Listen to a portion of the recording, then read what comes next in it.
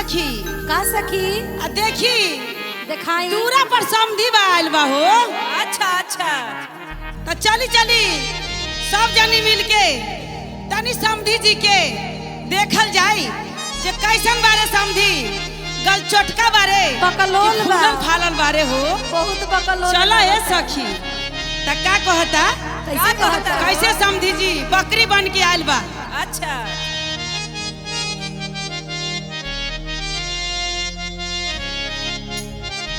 त कैसे समधी के गाड़ी देल जाला तनी सब सखी चली नाचते गाते झूमते।